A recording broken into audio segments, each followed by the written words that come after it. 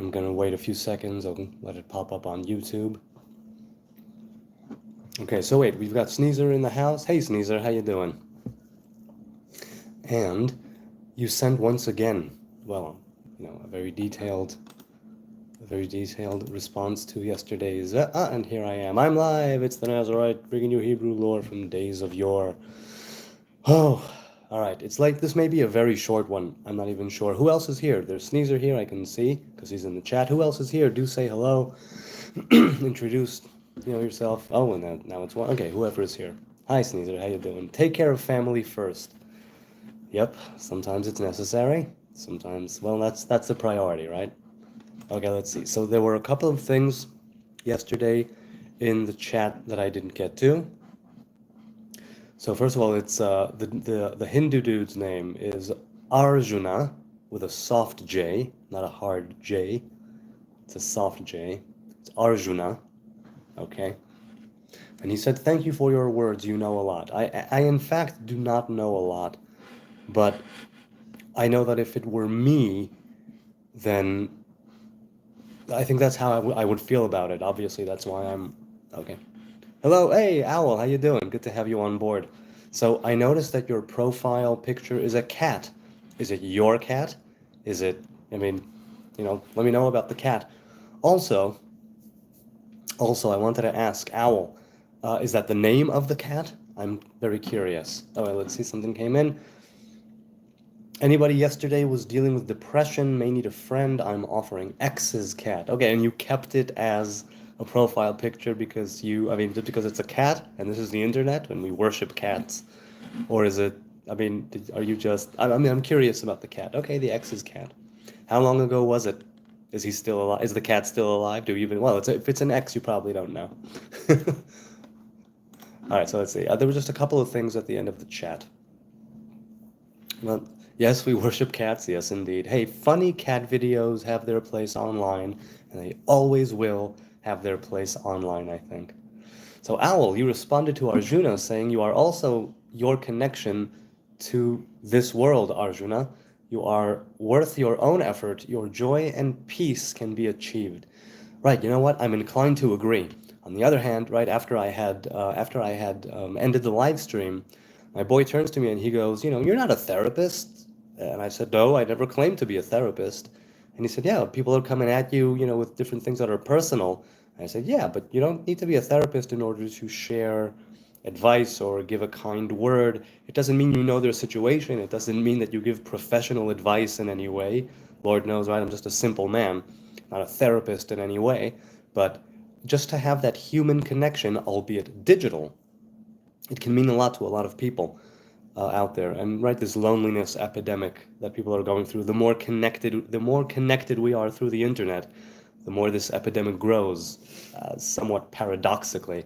But the internet has obviously its good sides and its bad sides, and so no, I don't consider myself to be a therapist of any kind, and that's what I told him. I don't claim to be. I don't portray myself as one at all, but to have a human connection, all I need to be is human, and thank God that's precisely what I am. I am only human.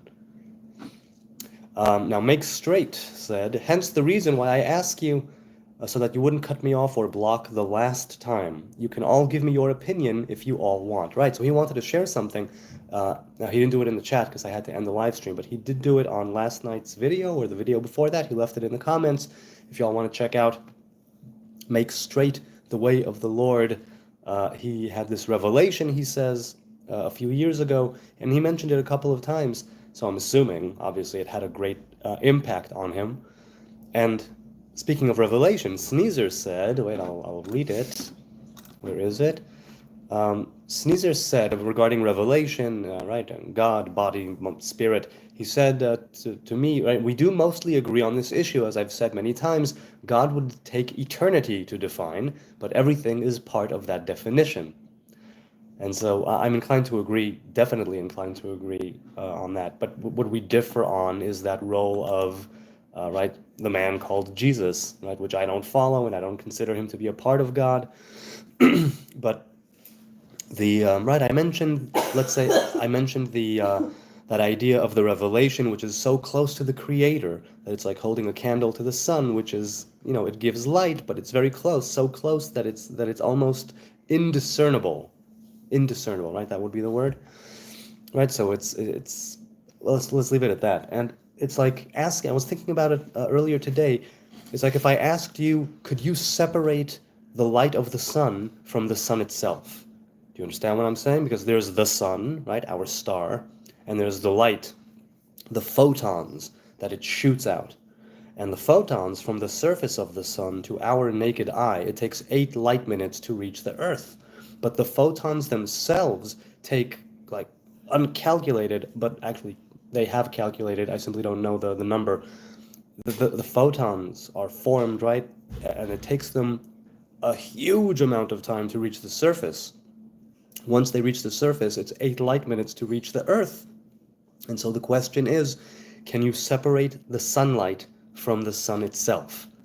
Do you understand what I'm saying? That's kind of how I likened it. And maybe the analogy is off, maybe it's wrong, but I kind of likened it to that when I was thinking about it in the morning. Okay, let's see. Cats were the first meme in the form of Sphinx. Yeah, quite, definitely. Bartenders do it too. Console. Okay, yeah, I hear what you're saying. Ankush Dev. Hi, Ankush. Good to see you. We should not get influenced or affected by negativity. Well, I'll tell you, it's like in that column, everybody is free to wear sunscreen, right? Which is advice for youth wasted on the young, or whatever it's called back in the 80s and 90s. The Tribune had it, and we shouldn't be affected, right? We should not get influenced or affected by negativity, but the fact is that we are. And what is the line? Remember compliments you receive. Forget the insults. If you manage to do this, tell me how. Because it's. I heard Dr. Peterson talk recently. What did he say? I don't want to misquote him, but he said that good things are subtle, but bad things are like immediate. Something to that effect, where obviously you will remember things that hurt you usually more than you will remember things which gave you joy. Obviously, it's all kind of a spectrum, and there are things which give you great joy and they are burned into your memory. But by and large, we humans, we have that capacity to feel, mostly, like most of us, and that means that when something hurts us and when we are hit with negativity, it is nigh impossible not to be influenced by it. And a person, I think, we need to train ourselves, as it were, to not be affected by it. And it's not really putting up like a wall, but it's knowing how to embrace, for lack of a better term, the negativity, how to find the good things within the negative. And so you can find those bits of light in the darkness if you look in the darkness enough. And that takes a great toll on the individual. But I know, I'll give you a quick for instance. There was a bar mitzvah that I was a part of 27 years ago. Has it been that long? Something like that. So yeah, about 27 years ago. And I received like a little booklet, of a prayer booklet that I kept all these years. That was, at the time, that bar mitzvah, which happened over a weekend, over the Sabbath, was one of the worst experiences of my childhood and, crossing into adolescence. One of my worst memories from around middle school and everything leading up to that was that Sabbath. But I kept that little booklet and I use it on the Sabbath, and I use it and I sing from it, right? There are different songs and hymns, if you will, that are written there, and I use it, and it's me making that effort to find the goodness in that darkness, and it certainly was dark. That's an experience that is burned into my memory. I even wrote it into one of the screenplays that I wrote many years ago, because it was kind of my way of dealing with it in a way. And I still keep that booklet, and I still use that booklet, and I see it as finding some good in the darkness. So, there's something like that. And so that's what I think of that anyway. Okay, let's see. Sneezer says, opening in another tab for now, for after, for altar. I'm assuming it's, well, I'm not sure what he meant, but okay. Sneezer says you don't consider him to be a part of God because you don't follow him. Once you realize he is inside you, you will. Right, so many Christians, many followers of Yeshua tell me, no, no, no, Jesus is in your heart, you simply need to accept him and all that. I've heard it many times, and they're free to say whatever they want, no judgment. And I'm thinking that if he was a human being, again, I can learn from the wisdom and the experiences, let's say, that he went through and things that were written down. Of course, he did not write it down. It was those who came after him that wrote it down. As though I take some issue with that, but that's, I guess, beside the point. No, I don't consider him to be a part of God. I consider him, if he were alive, to be just a regular human guy, perhaps a sage, right? Perhaps a rabbi, a master, a potential Messiah, a potential king, as I've said many times, but not any of those things. Certainly not a Lord or Savior or Son of God in any way, shape, or form. And you are willing to wait. Sneezer says he is willing to wait for me to realize it. There are many things that I have yet to realize about myself. If followers of Yeshua want to wait for me to accept Yeshua in my heart, then okay. I know that the Torah says to accept God and to circumcise our heart and to accept the commandments and the yoke of Torah. That's what I'm waiting for within myself, and it doesn't have to do with any specific human being, although human beings, rabbis, masters, sages, can definitely facilitate that realization, because it's a dialogue, right? There's always a dialogue ongoing between me and those who are gone, between me and those who are here, and I enjoy learning new things. Robert Harrison is in the house. Hello, hello. Shalom after a long, hard work day, but God gave the victory. All right, that's awesome. There is, in Ecclesiastes, right, I think, right? It's King Solomon who says that the laborer sleeps sweetly, whether he sleeps a lot or a little, but the wealthy or rich, he has so much abundance and has so many things and material stuff that he can't sleep peacefully, right? But the sleep of the laborer is sweet. So good for you. Take your time. I hope that I make your time here, all of you, whoever is here. I hope that it's worth your time coming here. I deeply appreciate it. Let's continue here. Sneezer, are you a Christian? Asks Owl. Many Christians would say no, but I was taught directly by Jesus, he answers. So why would they say no, she says. And he replies, I consider myself Christian omnitheist. Omnitheist meaning I believe there is truth in all scriptures, even the Tao Te Ching, for example, and when understood, all agree. There is something to that. Obviously, when we're talking about multiple deities, that's where I draw the line, but there is no doubt in my mind, having read the New Testament, having read the Tao Te Ching, for instance, both of those, that there is wisdom to be found there. If not faith, then definitely wisdom. And there's something to learn from everybody's experience, whether it's what to do or what not to do. Robert says, boy, in my profession, I was experiencing a lot of roadblocks, setbacks, but kept praying. That can be difficult when you're trying to get a task done, but there are these roadblocks, right? And things setting you back, but you keep going at it. This is a great metaphor for, for what's called Avodat Hashem, right? For worshiping God in our everyday life. Can you lower that, please? Thank you. Oh, cool. Do you know the Gnostic Gospels? Asked Owl. And Sneezer said, well, for example, I believe the purpose of eternity is to teach Satan unconditional love, taking half of it to do, the next to prove, taking half of it to do, the next to prove. So half of eternity to do and half of eternity to prove. I'm not sure exactly what that means. If you could clarify or elaborate on that. Ooh, pardon. But Owl says that's beautiful, so it's good that it's good that you have that. Also, you were answering her, so okay. So it's not, I'm staying out of it, I guess. Far more beautiful than I could invent, came from revelation from Jesus. Jesus is God incarnate, says Owl. And once again, this is where we differ, because I'm not of the opinion that God can be incarnate, right? It's all revelations and it's all different manifestations, but not of God, but of God's revelation.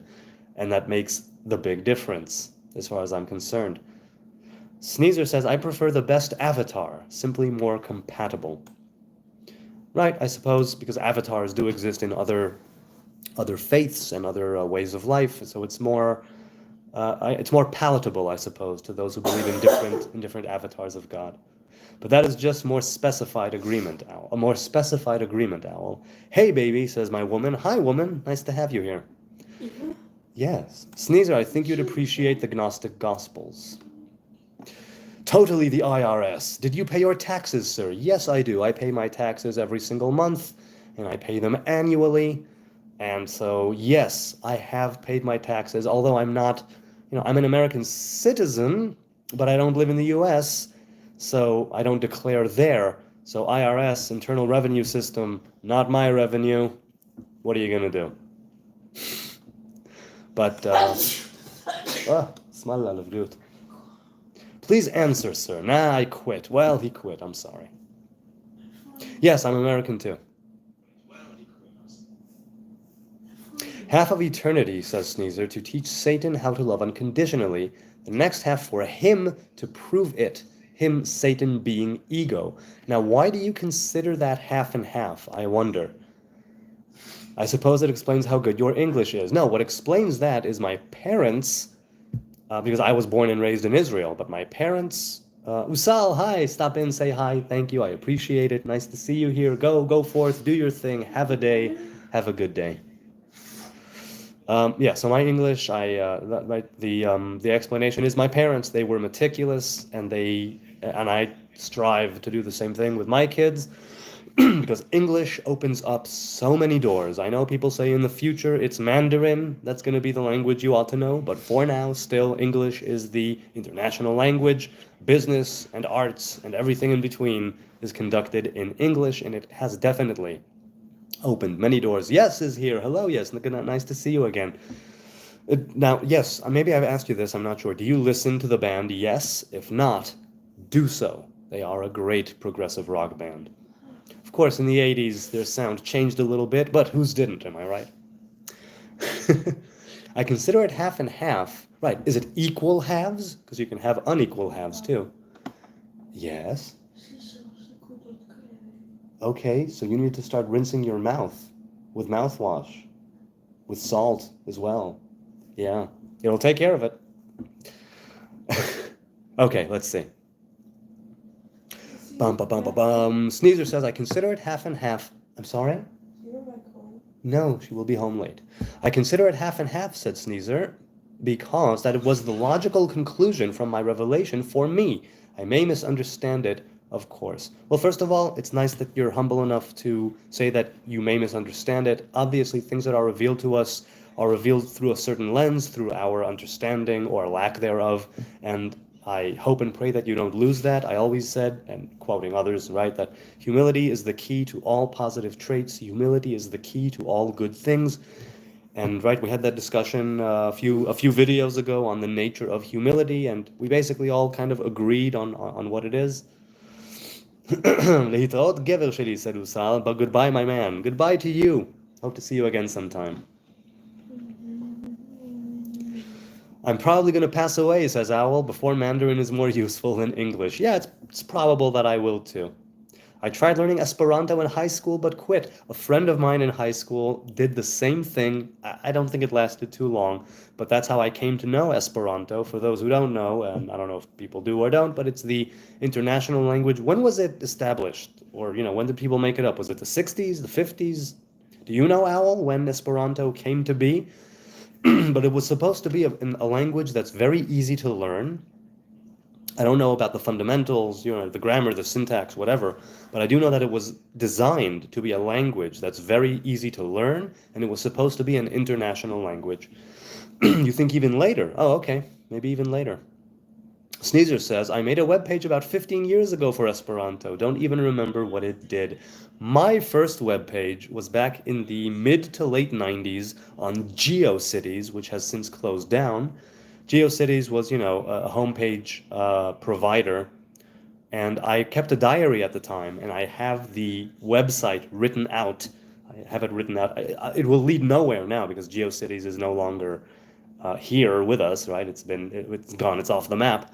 But for those of you who are old enough, GeoCities used to be a thing. So was, never mind. Anyway, I had fun there. I had fun with GeoCities. I learned how to use HTML. I started learning how to I started learning HTML at the time, and I used it. I've since forgotten all of my HTML, but the 90s, what a nostalgia. Well, what nostalgia it is for me, obviously.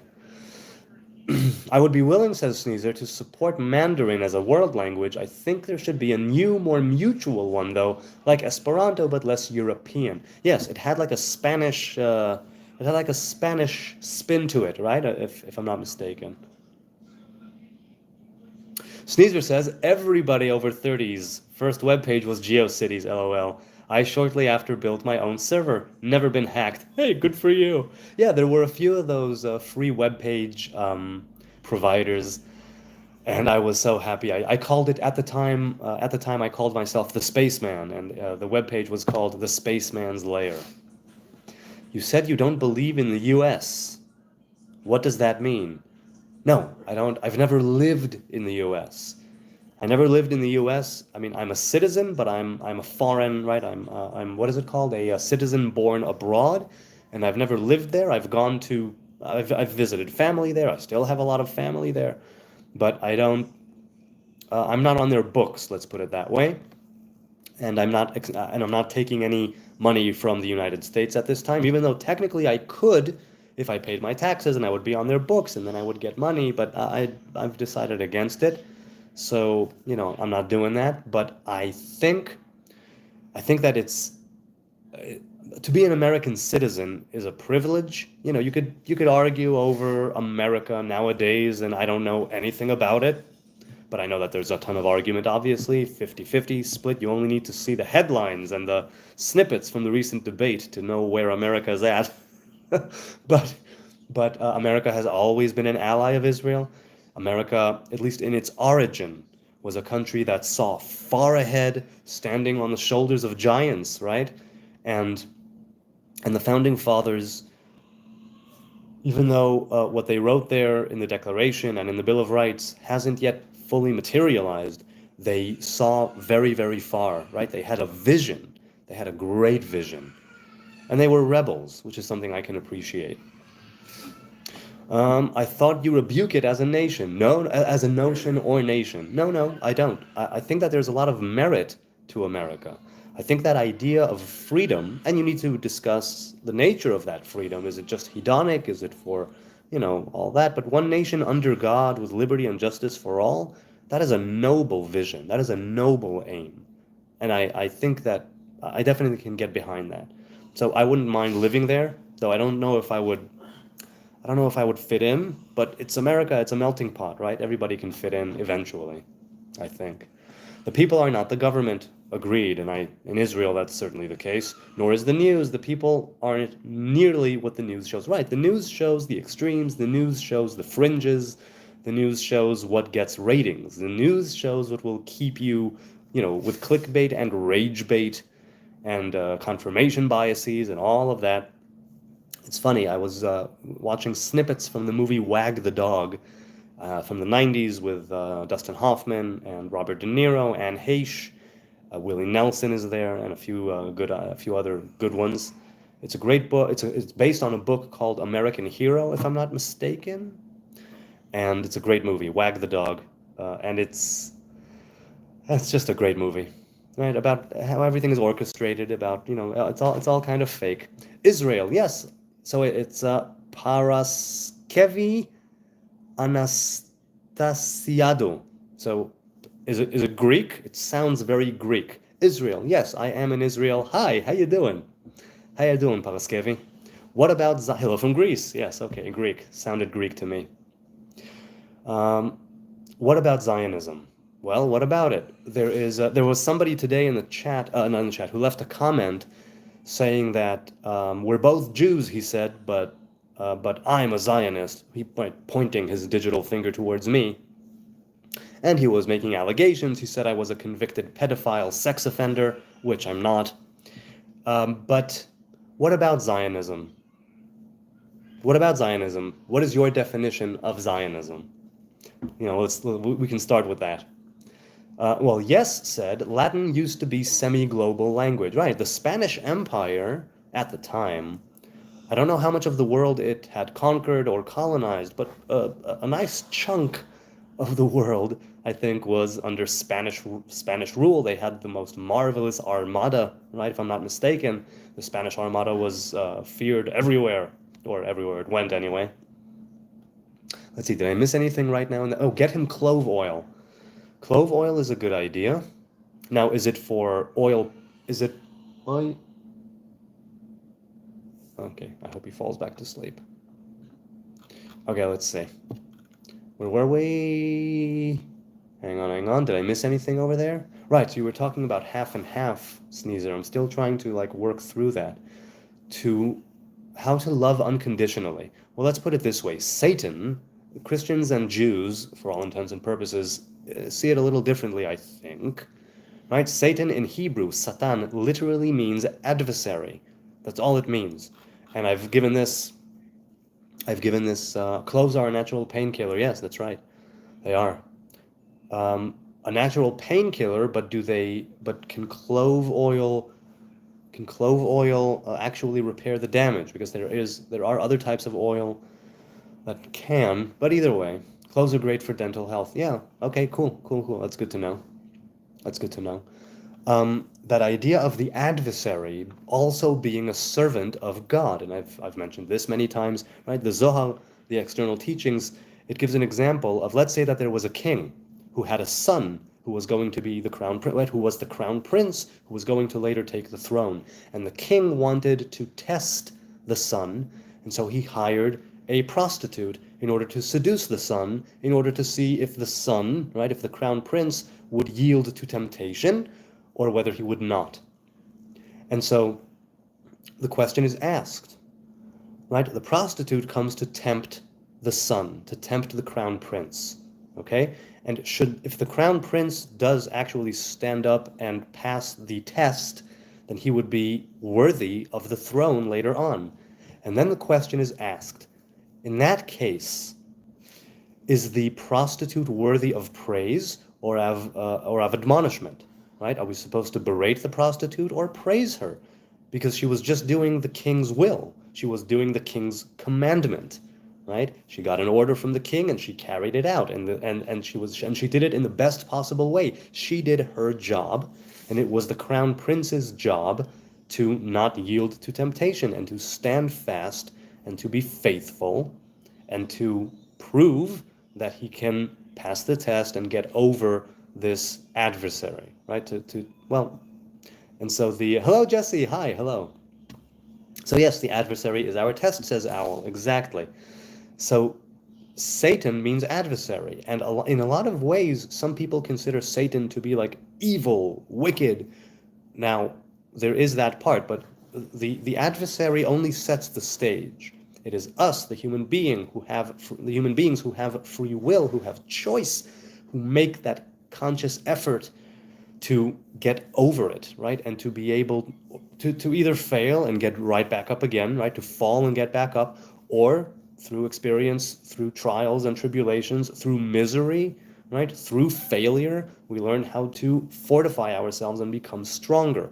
This is not 100% of the time. I never speak in absolutes, but the adversary should be praised in some way for them doing their job in the best possible way and putting the son, the crown prince, to the test properly as the king commanded. And in that sense, there is no difference between us trying to serve God and between the adversary trying to serve God. And this idea of the adversary, right, that's what drama, that is the essence of drama. That's what makes a story interesting. When something comes between you and your goal, it challenges you, and because of the challenge, you can become greater, better, faster, stronger, smarter, wiser for the experience. And this means that if you are able to harness that kind of energy, if you're able to look at it from that perspective, obviously it's not good to fail. Obviously, you shouldn't just give in to temptation without putting up a fight. We're human, we're flawed, we're frail, we fall all the time. I know I do. I am a sinner, I am rife with sin, I miss the mark all the time, daily. But, and this is the big but, I like big buts and I cannot lie, but this adversary isn't going anywhere. And if I pass one test, there's another one waiting just around the corner. And Even if the adversary, let's say, if I withstand it and the adversary goes away, he will be back. He will return. He is doing his job. And in doing that, he is showing me that I need to do my job, right? And we stand up and we say, okay, adversary, Satan, you are doing your job and you're doing it really, really well, which means that I should take a page from your book and do my job that much better. So we're both kind of doing the same thing differently. So Jesse says, shalom, shalom to you. Sanishar, English or Spanish. Okay, so I don't get this joke. I don't get this trend. Really, hey, I'm a foolish person. I'm a silly person. I can definitely, I mean, look at the shirt I'm wearing, for crying out loud. I can definitely appreciate comedy and humor. It's a wonderful thing. But this English or Spanish, the next one who moves is gay. I just don't get it. Maybe it's because I'm old, right? Older. You know, I just don't get it. There are so many other memes and so many other jokes and gags and trends that I can get behind. But this English or Spanish crap, can somebody explain it to me? Explain the gag. Yes, you need to explain the gag. I don't get it. I just don't. All right, the adversary is our test. And to me, Satan means ego, says Sneezer. Of course, every adversary having an ego. Every adversary having an ego? What do you mean? Do you mean even the spiritual adversary, meaning the actual angel, the actual divine messenger known as Satan by different names? There's an ego there too. Overcome the Yetzer, says Awwww. That is correct. Just accept it and it will become funny. No, man, I can't accept it. There are so many things I'm willing to accept. There are so many stupid brain rot slang words that I hear my kids tossing around all the time. And I can sort of go, okay, but this, I just don't get it. I really don't. What LOL? Is there Gen Z in the chat? Apparently there's Gen Z in the chat. So good. Sir, can you define God? No, I cannot. Hey, Nitzarim Nazarite. No, my definition is I don't know God. All I know is how God reveals himself to me. And if it can be defined, if it can be perceived, if it can be spoken of, it is not God that I'm defining. It is not God that I'm speaking of. It is not God that I'm perceiving with my senses or outside of my senses. It is only a revelation. And earlier in the comments, I was talking to Sneezer, and I likened it to a mirror image, right? If you're looking into a mirror, like I'm looking into the camera right now, and I see myself here, and I see myself on the monitor, but it's not me. It's a perfect reflection. It's a mirror image. It's completely reversed, and it's not me. It looks exactly like me, the mouth, the movements, and yet it's not me. This body is making the sounds. That body in the camera is not on the screen, right? Is not. And so it's a reflection, a perfect reflection, an image that reflects perfectly the divine revelation, if you will, right, in creation, but it's not God, it's only a revelation of God. That is how I perceive the Most High God. So there is no way to define God, because if you can define it, it is by definition not God. Okay, let's see. So no, I can't. But can you, Sanichar or Sanichar, can you define God? I'd love to know your definition of God. Sneezer says, I think this is certainly a channel many parents would not want their kids in. If I had kids, not me, but parents can be strange. Hey, you know, some would consider me a strange parent. All the better, I say. It's like I told I was with my platoon years ago, and we were sitting down and we were talking about kids and family, and I was the only one married with children in the group of like 7 or 10 people at the time. They were younger, and I was older. And I said, and they were talking about parents screwing up kids, and I said, well, I know for a fact I'm going to screw up my kids, but I want to choose how I screw them up. That's the big difference. I want to make a conscious decision about how I'm going to screw my kids up to the degree that I can make that decision, because obviously some things are out of my control. Certainly as they get older, they're not socialized by me, but more by their surroundings, their peers, their friends, whatever. So I said, I want to be in charge as much as I can of how much I screw up my kids, in what capacity. in exactly what way I'm screwing them up. But there is no escaping that. I'm gonna be screwing them up. And so, that's how I see it. Nitzarim said that a Taoist way to describe Yah, or rather to say you can't describe Yah. Right, that's the first line, right, in the Tao Te Ching. Right, the first verse is any name that I could give it is far away from any name. Right? Or what is it? Oh, any name that I could give it is very far away from its true name. So it's something like that exactly. It's kind of a Taoist way of looking at it. I agree. Gap of generations says yes.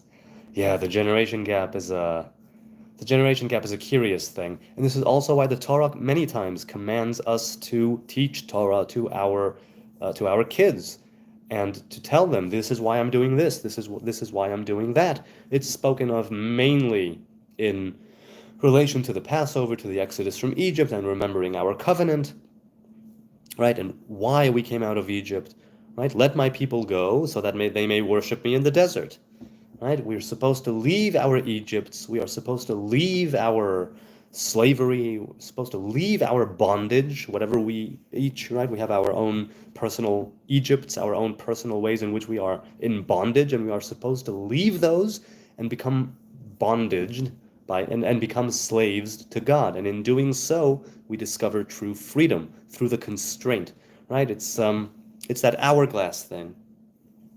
I define God, says Sanichar or Sanichal, as helping other, be loyal, and give 100% to our purpose. Well, what do you consider to be your particular purpose? I'm curious, if you wouldn't mind sharing. Jesse says, you can't know the unknown. Yes, I agree. Owl said, funny, that reminds me of the book of Revelation, where they talk about the future generations being obsessed with the image. That's how it's known as, the image? Okay. Pardon. Let's see. Sneezer says, I define God as that which exists when all else is removed, including time. Understanding, of course, it takes eternity to fully define. It can be most efficiently defined as unconditional love for all that is and can be. God's will is what allows things to happen, and anything that has happened is for the best, as God deems. Yes, that idea of everything happens for the best is something that's very difficult to comprehend and definitely live out in this world, because it's a world of good and evil, and it's inside of us. And it's really, really difficult and almost impossible to rid yourself completely of evil, but you can have that, you can force yourself by following Torah, by following the commandments, right? If you're a Hebrew man or woman, or whatever you consider to be moral and just and true and righteous, that will often, if you follow your conscience, and if your conscience has not been defiled and pathologized too much, you'll be able to pull yourself over to the side of things where it is good, and it's evident that it's good from the way it not only affects you, but those around you, those around them, right, going out like ripples of water. Owl says to Sanichar, I love that you started out trolling and now you're honestly sharing. That's cool. Question about locks, says Nitzavim. Yes, that is cool, Owl, I agree. Question about locks. When yours were starting out, did you break them apart when they'd lock together? Wonder what your view is, since the hair is to grow wild. I have a few that have joined together. Right, the Nazarite is allowed with using his or her fingers. You're allowed to separate. You're allowed to keep your hair tidy. I decided not to do so, but you are allowed. So I did not break them apart when they began to lock together, only a few of them. And it's something that my woman wanted me to do. She didn't want me to let them Congo up, but I was kind of lax with it, and they have Congoed up. So I did used to separate them, but I'd be very careful not to rip anything out from the root. And so as careful as I can be. So that's my view. My personal view is that if you're a Nazarite and you want to keep it tidy and separate it with your hands and fingers, then you can. If you want to let it grow long and wild and Congo up, you can. Because in the Torah it says gadel pera. Pera is the root word, right? Peresh ein. The root is wild, but wild can be defined as over 30 days, meaning unkempt, right? But that's not the same thing as locked. And there's Samson, who very famously had 7 locks or braids. In Hebrew, it's called machlafot. So it's not clear, and I do know Nazarites who have locks, and I know Nazarites who do not have locks, and both of them are kosher Nazarites who have taken the vow and who grow their hair. They don't use combs, they don't use brushes, they don't put any substances on the hair that would cause it to fall out directly. They don't pull hair out by the root directly, but they do keep it tidy, those who do, and that is allowed. So that's my view on locks. Personally, I wanted it to grow wild and free and organically do its thing, which it has, and it does. So that's my view on it. Sir, not all Gen Z are effed up. It's true, even though people give Gen Z a lot of flack and a lot of trouble. That's true to any previous generation, right? We always give the next generation a hassle. We always go, oh, these youngsters are blah blah blah blah blah. Every generation did it to the next. Every generation does it to the next, and Gen Z will do it to Gen Alpha, to be sure. But in every generation, you have, right, good and bad. That's humanity, right?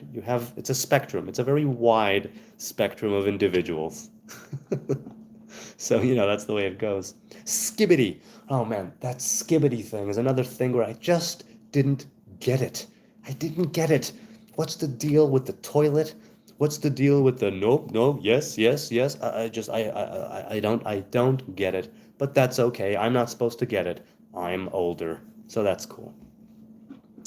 Sneezer says, if evil didn't balance good, we couldn't know evil. That's why the center of time, when we unlock time travel and can banish evil to history.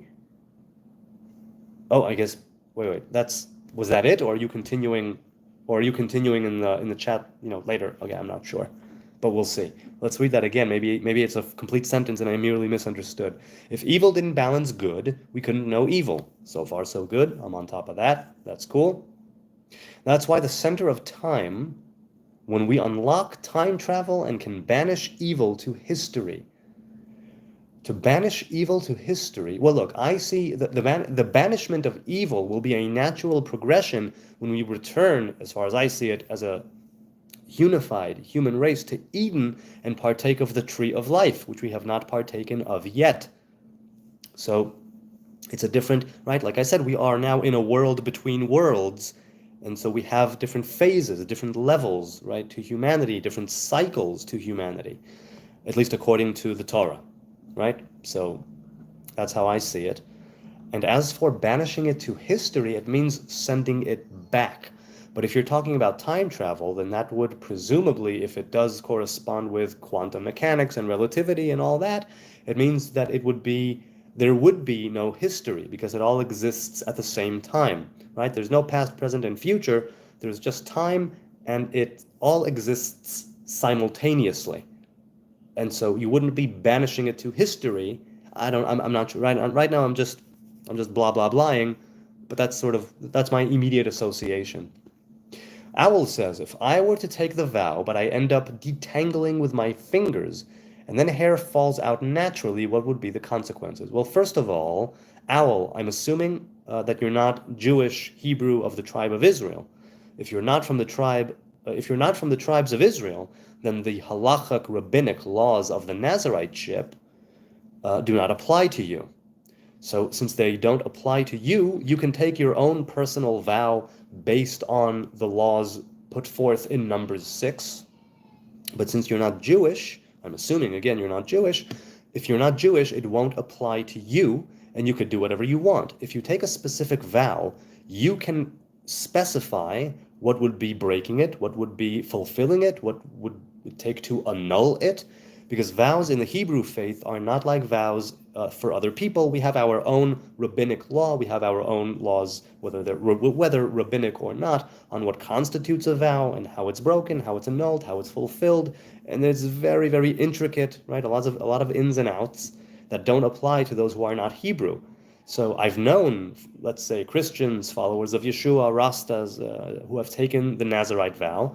And when they ask me about it, I say, I can't give you any information about your vow because you're not a Hebrew, you're not from the tribes of Israel, and so anything that I say would pertain, oh, I was born Jewish, but I follow Christ. Okay, if you were born Jewish and you have a Jewish mother, so you are halachically a Jew, right? Rabbinically speaking, a Jew. So you would, right, even if you're a Messianic Jew or a Christ-following Jew, then the law would still apply to you. So you need to look into it, right? As always, Maimonides, the Rambam, is the one to go to as far as I'm concerned for the laws of the Nazariteship. It's in his book Mishneh Torah. You can look it up, right? Also known as Yad HaChazaka. You can look it up and you can see what laws would apply to you. It also makes a difference whether you take, because there is no temple nowadays standing in Zion, and so you need to be very careful when taking your vow. If you choose ever to take this Nazarite vow, you need to be very careful because some can be broken, some can be annulled, and some can be fulfilled only by death. So you need to be very, very careful if you're ever going to take this vow. Sneezer says, oh, wait, I'm sorry. Nick 32, stop drugs, looser, I'm assuming he meant loser, but okay, I'll do both. Looser face and loser face. There, now both are there. So, okay, stop drugs. What do you mean? Stop shipping drugs? Stop cooking drugs? Stop making drugs? Stop any kind of drugs, even pharmaceutical drugs? What else? Well, either way, if you say so, stop drugs. Okay. Sneezer says, so eternity is set up in such a way that evil and good fight out till good wins, center of time. And good goes forward, bad is kept behind to visit and learn from. Okay, wow. So this is above my pay grade as far as the practicalities of it is concerned. But I believe that good fight, as you put it, right, the evil and good fight, where good will win, is when death is taken away from the world, right? And death was brought into the world, biblically speaking, when we sinned and missed the mark in Eden. And it will be taken out of the world when we go back to Eden, fulfill our task, and carry on to phase 2, where time and space may or may not even be a factor. So while I understand what you're saying, and there is merit to it, I suppose, I guess philosophically speaking, and maybe practically, I don't know. But I don't think that it is something that will be part of that world that is coming to us, right? Later, phase 2, right? After we partake of the tree of life. Oh, am I being too loud? I think I might be being too loud. I may have to lower my voice. I hope this is still okay. All right. Time travel sounds so sinful, LOL, says Awww. Sneezer says, I totally understand. It's hard to grasp. Don't mind explaining it out. Oh, you know what? I might need to go now. I might need to go. I don't know if you can hear him, but I might need to go now. Yes, unfortunately, I will have to carry this on tomorrow.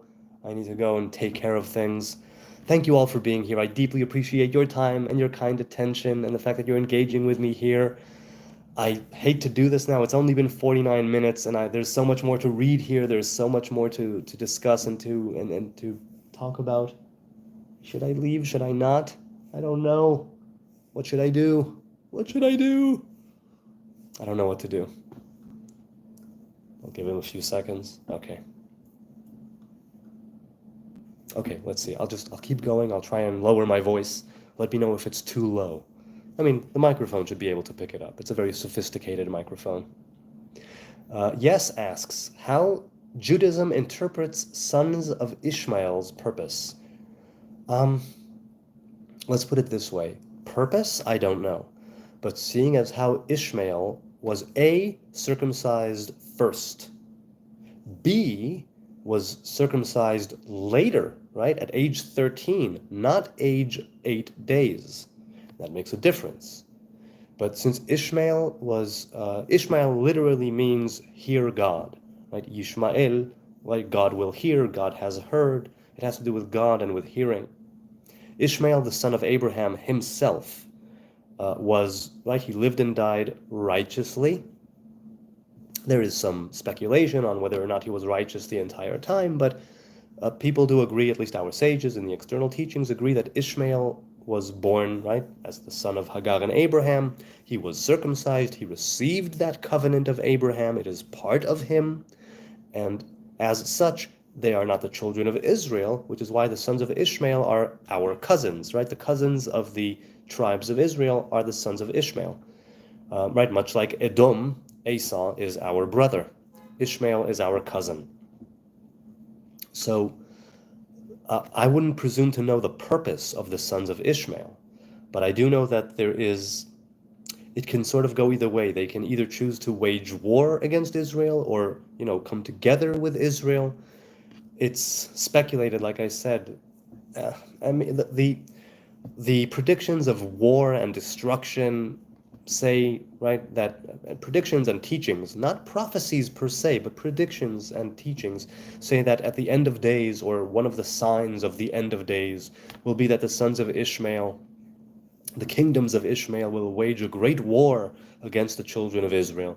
But we know that things that are considered to be, let's say, wicked, evil, unwanted, things like war, things like destruction and exile, they don't have to come to pass. They do not have to transpire. They will only transpire if the children of Israel forsake their covenant, if the children of Israel forsake the Torah, if the children of Israel shirk their responsibilities, then it's like open season, and we've seen this happen countless times in the past. To some degree, we're also seeing it happen now, to a lesser degree perhaps, but right, because we have the state of Israel, we have the parts of the land of Israel. So how does Judaism interpret it? I wouldn't presume to speak for the Jewish faith, but I know that Ishmael is considered to be Ishmael. First, you need to differentiate Ishmael himself, right? But you're talking about the sons of Ishmael. So they have the capacity for good and evil insofar as the children of Israel are concerned.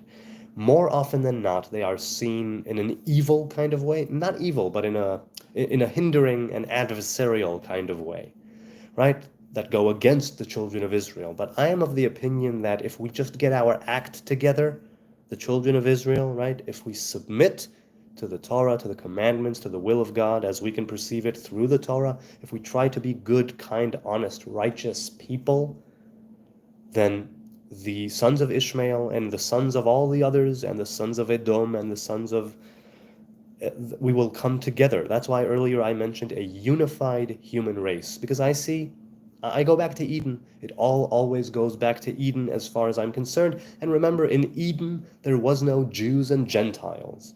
There was no Hebrew people. It was just the human race, nature, God, together. And that togetherness, that's what I'm shooting for overall.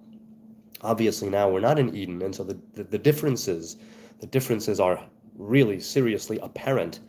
But the goal is not to have that difference, right? The goal is to be like that rainbow, right? That broken light that is made up of seven different colors, but it's one, right? It's just fractured light.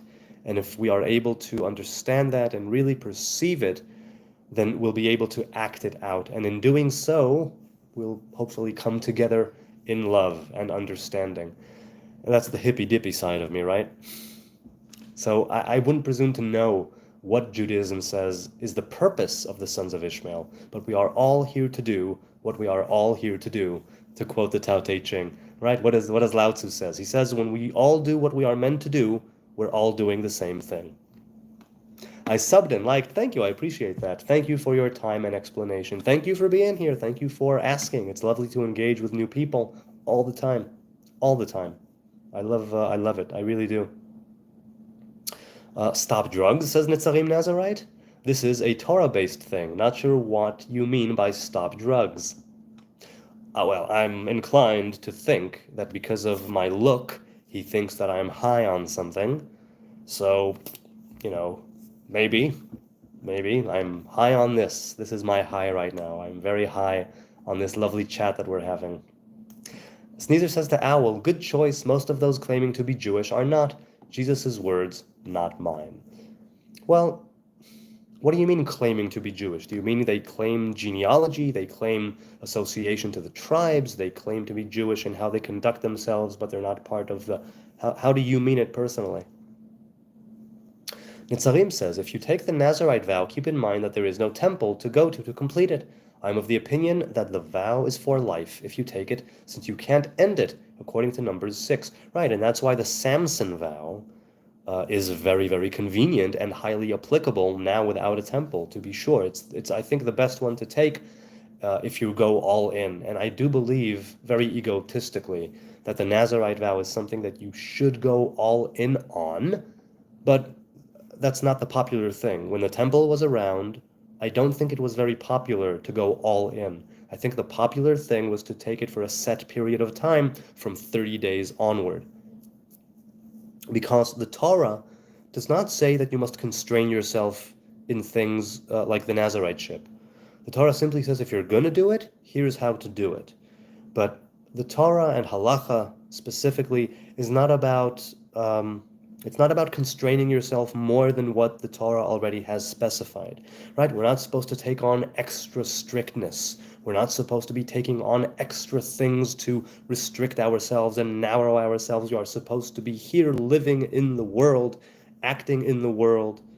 And if you restrict yourself too much, you miss out on that to some degree, and you're not able to participate in society. And a big part of the Torah is society, is the community, is the people that you are with.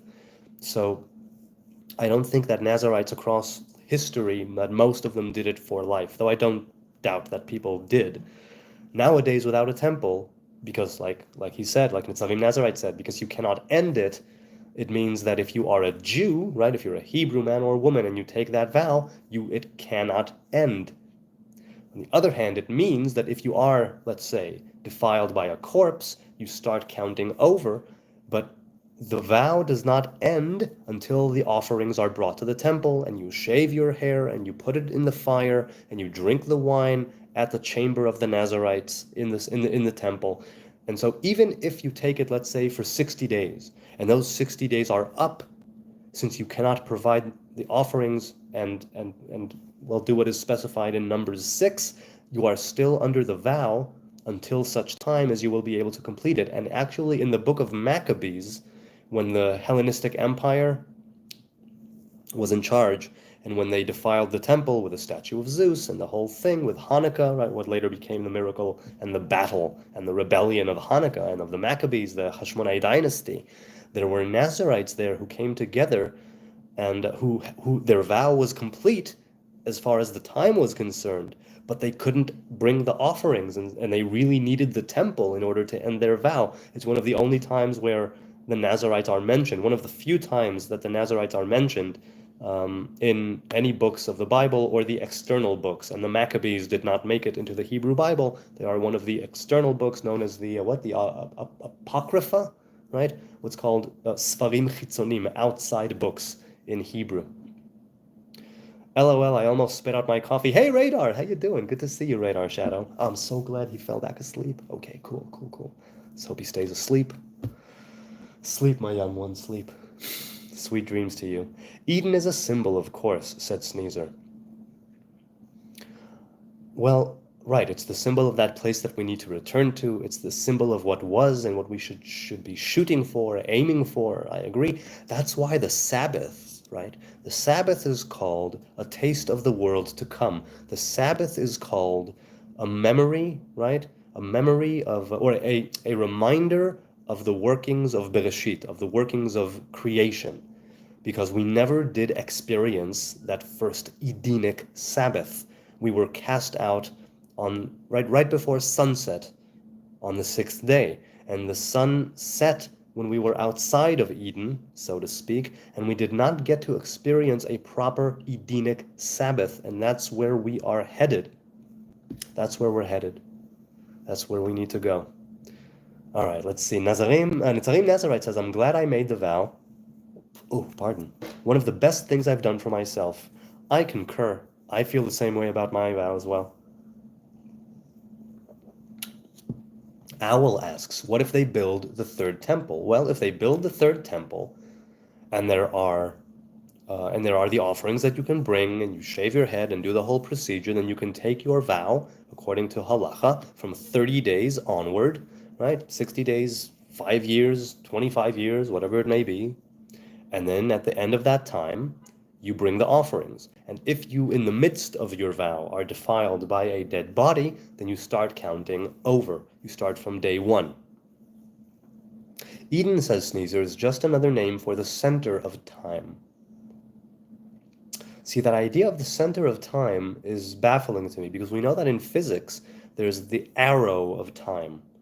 And I don't know, again, you said it's difficult to grasp, and I'll try and noodle with it a bit, and I'll try and work that through in my head, what you mean by center of time. Because center means that there's a kind of before and after. That's what it implies. I mean, I see the center of time as here and now, right? The previous second just happened. The next second has yet to happen. And so the center of time is the here and now. And if you're saying that Eden is in the here and now, I guess that's philosophically, we can make it happen, but I don't know practically what you mean. Owl, that's been written, says Sneezer. Wait, so what were you talking about? I'm not sure what you were referring to, but okay, that's between, she presumably already read it as the chat was coming along, and I'm reading it retroactively. Wish the chat could continue. Ask God, says Owl. Eden as the center of time, so cool. I agree. It sounds cool. I still, like I said, have not grasped it, but we will see. Owl says, Sneezer says to Owl, Google a sacred story surrounding nothing. My book, only $1 for the ebook. If you can find me to PM, I'll free you. I shall. See, this is what I love about this little channel. People making connections here. I love it so much. It's so nice to be able, that YouTube and my channel on YouTube is facilitating these little connections that hold a world entire. Because what is this? We're just a few people in the middle of life having a conversation. But it can be, in essence, so much more than that. I know that it is for me, right? As the guy who's broadcasting live here and blah, blah, blahing. It is so lovely. It's such a privilege and an honor. And I don't take it for granted for a second that I can be here, sit comfortably in my home and do this and engage with you good people. It's a wonder to behold and to be a part of, and I love it. Sneezer says, embarrassingly short, but everything has been said already so many times. Just misunderstood. I don't know. Okay, it's funny, says Sneezer. I kind of did it more to see if I could, and Spirit guided me every step of the way. After, I could not repeat. Okay. Where's Robert, says BMXers. Hi, BMXers. Good to see you. I hope you enjoy. Yes, Owl. If feel free to leave a comment or shoot a DM or in the chat once you read it. Let us know what you think of it. Unless you don't want to, of course. Sneezer says, I am unsure entirely what Jesus meant by those claiming to be Jewish, and personally I took it to mean Israelite, but think I misunderstood as you have clarified before. BMXers with dreadlocks says, haha, why did Radar almost spit out his coffee? Yes, I didn't get that either. I'm not sure when it arrived in the chat. Again, me reading it retroactively has its drawbacks. And if anyone, again, has any idea of how I could better be engaging with the chat live, then let me know. Sneezer says, one of the reasons I said his words, not mine, ask him. Right, okay, ask God. Sneezer says, would probably be the type of thing 2-3 prophets are needed for. Okay. Owl says, just so you know, we hear you perfectly even when you whisper, so it's okay. All right, beautiful, good to know. Makes sense. Nitzarim Nazarite says, I took the vow back in 2010. Then I broke it because I allowed someone to convince me that it wasn't valid in present times. My life fell apart. Then I continued my vow 2 years ago, and life's coming together. That is very cool. I'm sorry to hear that somebody Look, there is the halachic rabbinic opinion that the Nazariteship does not exist without a temple, and that the Nazariteship does not exist without being physically in the land of Israel. Now, you can, and people do, have a rebuttal to that, and one that's grounded in halacha, one that's grounded in Torah, and it's based on that I took my vow, that other Nazarites take their vow, whether it's here or abroad. It also has to do with defilement of death, right? Human corpses, of human death, corpses. And if you are a Samson Nazarite, then that does not apply. Again, very convenient to take the Samson Nazarite nowadays, especially if you want to go all in, because that's the nature of that vow. Now, someone was able to convince you it wasn't valid. I'm curious, you don't have to explain, it's a very personal matter, of course, but I would be curious to know how you were convinced that it wasn't valid, because people have told me in the past that the Nazariteship is dead and gone, and I go, here I am, and I know others, and they told me that there are no Nazarites nowadays, and that what did one person tell me? We are not a generation that is fit for Nazarites, something like that. But I maintain that the Nazariteship has always existed in the Hebrew faith, in the Hebrew people, in the 12 tribes of Israel, from the moment that it was given to Moses, right, in the book of Numbers. From the moment that the commandments of the Nazarite were given, then it has existed. From then till now, in an unbreakable chain, even if it's one Nazarite man or woman in a generation who kept it going, the Nazarite vow has always been around. I have no evidence to back this up at all. It's just a feeling that I have regarding the nature of the Nazariteship and its prevalence in the Hebrew people. So I'm curious what someone said to you that would convince you to break it or annul it. Did you break it or did you annul it? I'm curious because there's a difference there too. I'm sorry, I can't read Arabic, unfortunately. I don't read Arabic. Mish Arabiya. Sneezer says, are you sure it was the 7th day they got kicked out in? No, they got kicked out on the 6th day. The 6th day before the sun had set. When the sun sets, a new day begins, right? The Hebrew day starts at night. The Hebrew day starts at nightfall. So when the sun sets, a new day comes in. And they were kicked out just before the sun set, and so they were not able to experience that first Sabbath, and that's the one that we are going for. My revelation included that the shortest universe was only one day.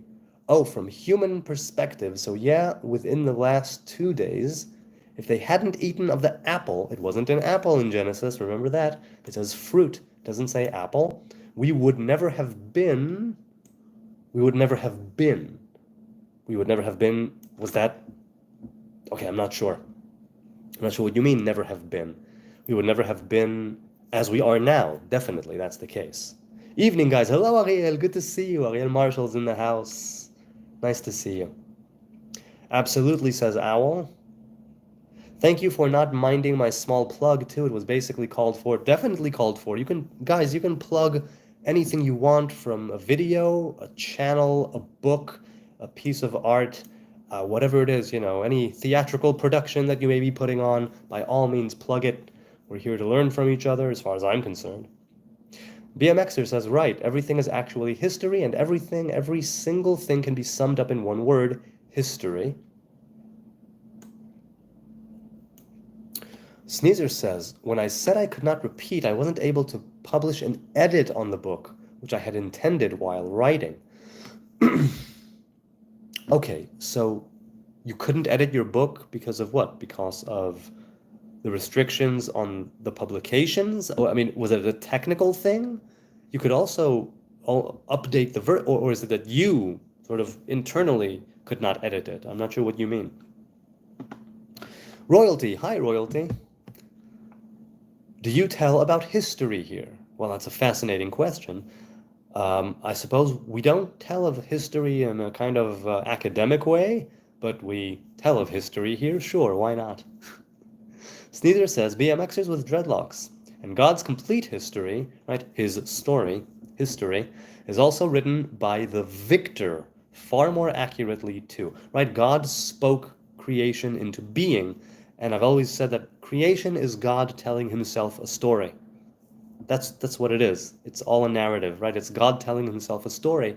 And that idea of speech bringing creation into existence is that story that we are living out right now. We each have our own story to tell. We are all the heroes in our own life, and right? Because and we speak. We have speech and many different dialects and many different living and dead languages, as BMXers and I were discussing earlier in the comments on Sanskrit versus Hebrew and alive and dead. Certain languages are only used by clergy or for spiritual/religious purposes. So yeah, do you know anything about Inca civilization? Well, I mean, I know that they existed. I know that they were in Central America, if I'm not mistaken, the Incas, right? And I think, if I'm not mistaken, they were taken over by the Spanish, right? And they were wiped out. I may be confusing it with someone with a different civilization. So do I know anything? No, please educate me, if you will, royalty, on the nature of the Incas and who they were, what they were, when they were. I'd love to know more. I mean, I do know that they had, is it Machu Picchu? If it's Machu Picchu, then they were in South America, not Central America. Where were the Inca? Let me know. Let me know. Or somebody else, call it out in the chat. Do let me know. I'm curious. Samson didn't have a temple, and Numbers 6 was around before the temple. Yes, but there was a tabernacle. The tabernacle, right? The tent of meeting, Ohel Moed, was the temple before it was a brick, before it was bricks. The temple was standing in Shiloh, right, Shiloh, and it was standing in Givon, and it was in Gilgal. So it went to a few different places throughout its time before King Solomon built the physical temple of Solomon in Jerusalem. So if there wasn't a temple, there was still a place of worship, right? The tabernacle was standing, the tent was standing. So there was a place to go. Royalty, very little, says Sneezers. Is it Sneezers? Wait, who's answering? I'm sorry, I lost my place in the chat. Oh yeah, Sneezer says, royalty, very little. I know the society went through at least 3 major epochs denoted by architecture, the elder using megalith. By megalith, you mean the structure? In the sense of monolith, right? Megalith, monolith. Amen, says Owl. BMXer says to royalty, I will. What history do you want to know? Just let me know. Sneezer says, agreed. Fruit of knowledge symbolized by apple. Well, according to our sages, the fruit could have been 6 or 7 different things. In the Talmud, they bring 6 or 7 different opinions, the most famous of which are wheat and grapes. Part of the reason why the Nazarite is commanded to abstain from anything that of the fruit of the grapevine is because they say, some people, I am inclined to agree, especially when you take Noah into consideration, that the fruit was actually grapes.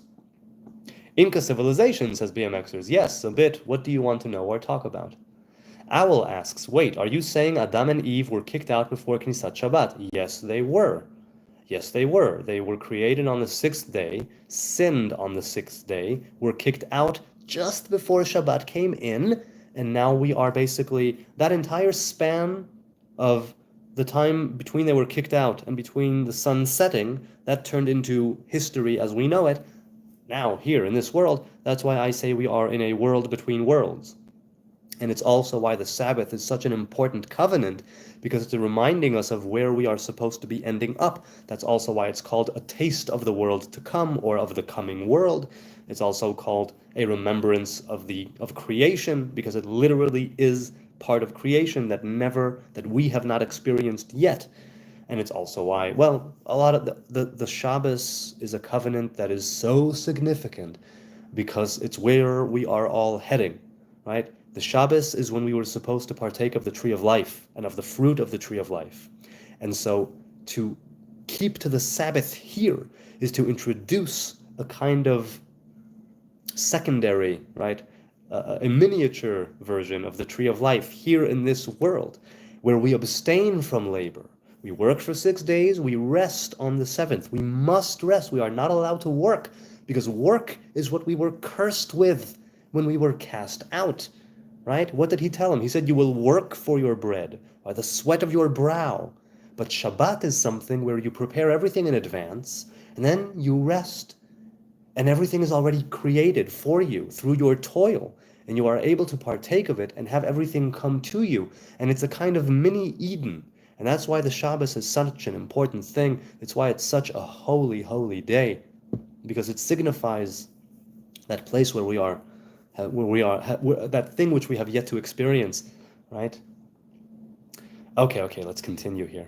Sneezer says, would never have been? No, I mean, if they didn't eat the fruit, there would have been only ever 2 humans and 1 perfect day. That's a lovely way of putting it. 2 humans and 1 perfect day. Oy, luyehi, luyehi. All right, Royalty says, I'm very interested in lost cities and olden civilizations. Take Persian and Roman civilizations as an example. BMXer says, I'm assuming he'll continue later. BMXer says, Sneezer, his complete history, right, God's complete history. Sneezer says to BMXers, God knows all.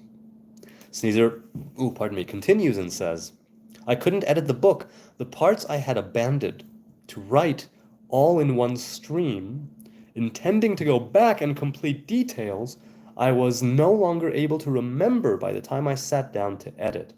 Well, let me put it this way then. Are you happy with the finished product? I would think you are. And I would be too if I were you. Because even though you can always go back and edit, there is something, I believe, to that initial revelation that you claim, right, guided you to write that book, if I'm hearing you correctly. That even if it's incomplete, so are we. It's human to be incomplete. It's human to live that like unedited and spontaneous thing, because usually we can't go back and edit things. It's in the past, right? Speaking of time travel. Ariel Marshall asks, how is a Nazarite supposed to interact with the walking dead in the event of a resurrection, for example?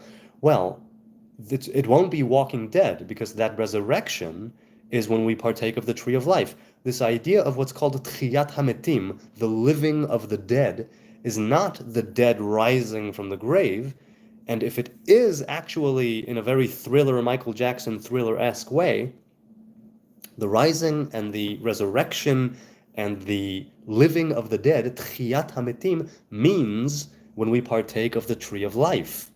And when we partake of the tree of life, it's as if it's that time, let's say, when the Spirit of God will be known to all and will be poured upon all flesh, and it will be something where death will be taken away from the world. It could be a progression, likely, and not just one swoop, right, one stroke of a sword, if you will, where suddenly, like a light switch, more like a dimmer switch. But a Nazarite at that time, if the Nazarite ship still exists, then it would be not interacting with walking dead, but with those who are now truly living, because we partake of the tree of life and of the fruit of the tree of life, and death, by definition, no longer exists. So there's nothing to, right? There's nothing to be defiled by. More so, people say that the entire idea of tum'ah v'tahara, cleanliness and uncleanliness, right, purity and impurity, will be taken away as well. Because right now we're in that balance, right, that Sneezer spoke of earlier. We are in a world of knowledge of good and evil. But when we are in a world of life, after we partake of the fruit of the tree of life, when we experience that original Edenic Sabbath, that's a whole other reality which I couldn't even try to understand, fathom, speculate on. So I have no idea. It's phase 2, you know? And right now, here I'm with an operating system of phase 1, stuck in that cycle. But when the cycle is complete, some say it's 7,000 years, some say it's 50,000 years, and there are different ways of calculating this. And when the cycle is complete, when we are able to the degree that we can in this cycle and other cycles, I don't know, but when we fulfill our job, get back to Eden, partake of the tree of life and of its fruit, that will be a whole other reality, working with a different operating system that I can't even begin to understand, because I'm here in this world of good and evil. You know what I'm saying? Aztecs. The Aztecs, says BMXers. Netzarim says, LOL, Ariel, if they are resurrect. If they resurrect, they are not dead anymore. Well, yeah, there's that too.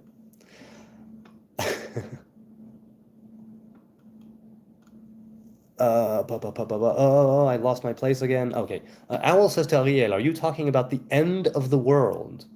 Ironically, it's just the beginning. You know what I'm saying? Because we are now in a world between worlds. So it's the end of one, the beginning of another. Netzarim says, true that about the tabernacle, though. How did that not come to my mind? It's easy. It's easy I mean, I miss so many things and I forget so many things and I misquote so many things. We are only human. Sneeder says to Owl, there is no end of this world. It is locked to the center of time. So, right, one of my rabbis said that it all already exists here. It's just that we have different filters in place that block certain signals and revelations from coming to us. And the world, the universe, creation exists on many planes, and this, like he says, is the center.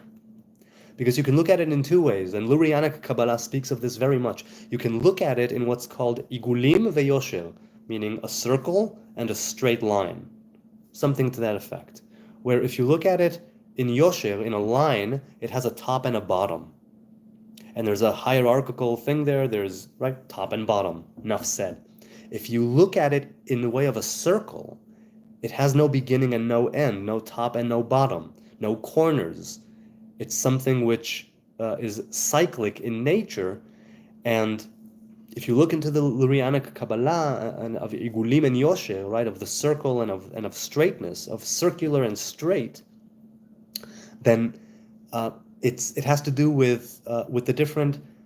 Well, I'll stop right there. But one of my rabbis explained it in a way that I can't understand it right now because there are many filters on the way that I view the world. And I saw this through meditation, and I definitely saw this through my time blessed with psychedelics, right? And there were certain times when different filters were lifted, and I could experience the world differently. The world is such a fluid thing, so flexible, so fluid, and you can get there in all kinds of ways.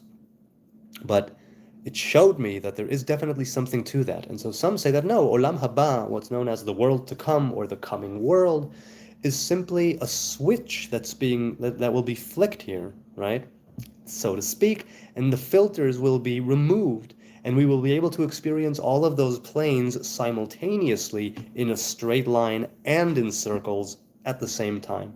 I don't know if I'm making sense right here, but something like that. I mean, I'm paraphrasing my rabbi at the time. BMXer says, you're confusing them with the Aztecs or Mayans. Yes, Machu Picchu is in South America in the Andes, in the Andes Mountains, I think. Right, so I was confusing the Incas with a different civilization. Okay. Sneezer says, no, by megalith, I mean very, very big stone. Oh, okay, so it is a monolith, but it's a megalith. So mono means one, but what mega means large? Right, so monolith is one stone and mega is great stone. Okay. Owl 101 says, but he's talking about resurrection of the dead like the end times. Right, one time ends, another begins, huh? Royalty says, at their most powerful, the Inca had the largest empire in the world at the time. Today, it's still the largest empire to ever exist in the Americas. Well, again, is it Central America or South America? Okay, if I was confusing it with the Mayans or Aztecs, it means that it was Central America, right? Ariel says, as an example, yes, if he got trapped in a room with a female zombie and no witnesses, would he be exempt from being considered married to her? What? Let me try that again. As an example, if he got trapped in a room with a female zombie and no witnesses, would he be exempt from being considered married to her? I'm sorry, I don't understand the question. Can you dumb it down for me a little bit? I don't understand. Please, I'm trying, but I don't quite get what you're saying. Where does marriage come into play here? Because for marriage to occur, you need specific circumstances to be established and carried out, right? To exist. Certain actions to be carried out. Royalty says, stretching from modern-day southern Colombia to southern Chile. They ruled over western South America from the Andes to the Pacific Ocean. Okay, let me get that in my mind for a second, in my geography here. So yeah, that's a nice chunk of South America, right? So we're all waiting for Shabbat. Precisely, we are all waiting for Shabbat. And for instance, when you read the traditional Orthodox grace after meals, Birkat Hamazon, at the end of it, if you're reading it on Shabbat, there's a special addition that you add in the middle and at the end. The addition, one line at the end, says, "The merciful one, he will bequeath, I suppose, he will bequeath us or give us a day of rest, a day that is all Shabbat and rest for a living world," right? Yom Shekurosh Shabbat u'menucha lechayei olamim. It means basically that we have not yet arrived at that perfect day, and we're all waiting for that. And the Shabbat that we have here, the reason why we are supposed to hold on to it so steadfastly and so meticulously, and to sanctify it with good food and good cheer and make love on the Sabbath as well. It is a commandment to make love on the Sabbath. It's part of the, well, not a commandment, but it's part of the customs, if you will. And for some it is actually a commandment, but I digress. Is because, yes, we are all waiting for that Shabbat, and until we reach it together, we are commanded as individuals of the Hebrew nation to keep it alive here, that memory of the Shabbat that never happened, that memory of the Shabbat that we are supposed to get to, we keep it alive every single week, right? God worked for 6 days and rested on the seventh, and we are the image of God, and we are supposed to also be doing the same thing, and the Shabbat reminds us. It's also why we have the element of fire to welcome it and to have it exit, right? We have Hadlakat Nerot and Havdalah. So the Shabbat is the greatest covenant, Even in times when I was more religious, less religious, the Shabbat is a covenant that I always held on to, and I still do. Now, I don't keep halacha strictly. I am not a man of halacha. I do not consider myself a modern Orthodox Jew any longer. Though again, as I always say, it's my home, it's where I come from, it will always be my home. But I don't consider myself a man of strict halacha any longer. I pick and choose whatever I want. The Shabbat, I adore it. You know, the bride, the queen, Shabbat, I love her ever so much. Because Shabbat is a reminder of all those things that we still need to get to. And it is also a reminder of how it is that we are supposed to conduct ourselves in order to later reach it. You work, you study Torah for 6 days. On the seventh day, it's all Torah, it's all prayer, it's all songs, it's all food, it's all love, it's time with your family. It's the things that really matter. And it's abstaining from labor, because that was the curse that we got. And you don't want to mix the curse of labor and of working and of sweating of your brow, right? And of making bread on the Shabbos, because that would be like a paradox. It would be negating the very essence of the day. So yeah. Now, some people may disagree with me on that, but I know for a fact with me that when I was able to reach that unlock and understand that we are all actually waiting for that Sabbath that hasn't happened yet, it unlocked so many things for me with Torah and with, well, let's leave it at that, right? And with the way I try to live my life. And, well, Shabbat, I could speak about it from now until I die, about the wonder that is Shabbat. Sneezer says to Owl, that's a misunderstanding. We resurrect the dead every time we remember them. To be dead is to think yourselves disconnected from God. To be dead, in the English sense, is actually to be one with God, no longer needing a body. Right, so I understand what you're saying here. There is this, well, let's put it this way. When it comes to, let's say, practical living with Torah and commandments, death, and particularly human death, is called Avi Avot HaTum'ah, the father of fathers of ritual uncleanliness, the father of fathers of impurity, because of the nature of death, biblically speaking, which was not an original part of Eden. It had the potential to be, but we are the ones who brought it into being. We are the ones who brought it into existence. Right? Death was brought into the world when we ate from the tree of knowledge of good and evil. And until then, there was the capacity for evil, the ability, it was kind of right, the land, the serpent, but human beings, we kind of brought it into ourselves when we missed the mark. So death can be seen in a couple of different ways. But it is true that, for instance, the righteous people, on the day of their death, on the anniversary of their death, it's called a hilulah, like there's a celebration. And we know the story of Elijah and Elisha. When Elijah is taken away by storm, he didn't die. He was taken away by storm, still alive. And he says to Elisha moments before that, let's say that I would be taken away right now. What is it that you would want? And he said, I would want twice your spirit. And then, certainly, Elijah is taken away, chariots of fire, that whole thing.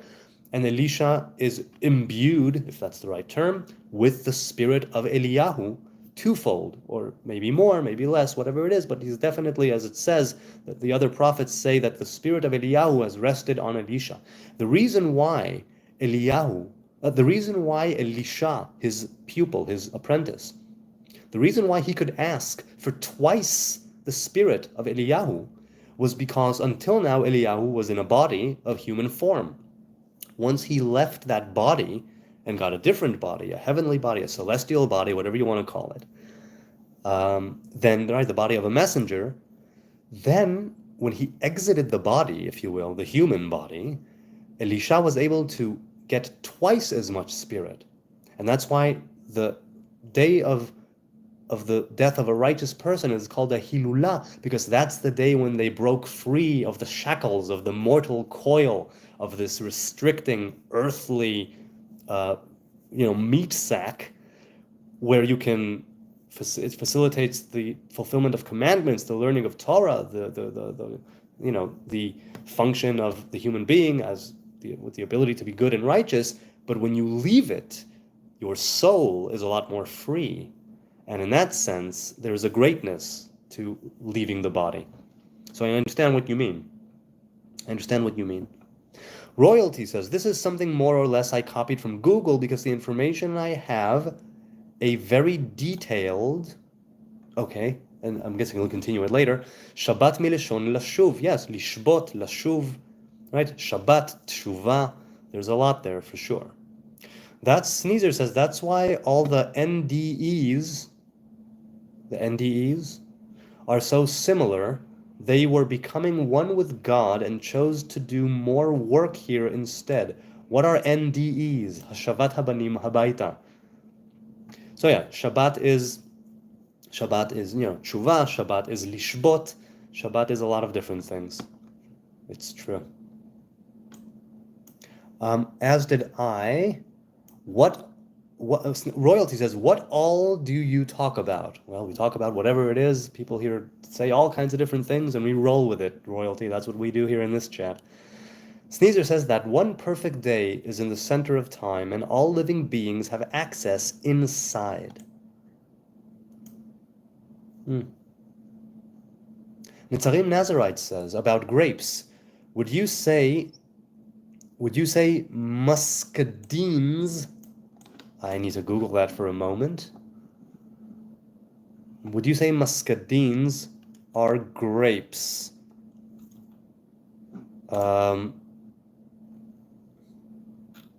Well, I think that if they come from a different family, botanically speaking, then they are not grapes. But we'll see. I've researched it, he says, and some botanists say no, and some say yes. Oh, okay, well, there's my answer. Muscadines and grapes don't easily cross-pollinate, so I lean to no. Well, if they don't cross-pollinate, then they are not of the same family, right? And if they're not from the same family, then it means something else. So it could be a fruit that resembles grapes, but I would have to look. This is the first time I've encountered that term, so I don't know. And it could very well be that the sages who came before me and the codifiers of halacha and the poskim, right, the rulers of halacha, have a halacha about this specific fruit in relation to the Nazarite vow. I don't know.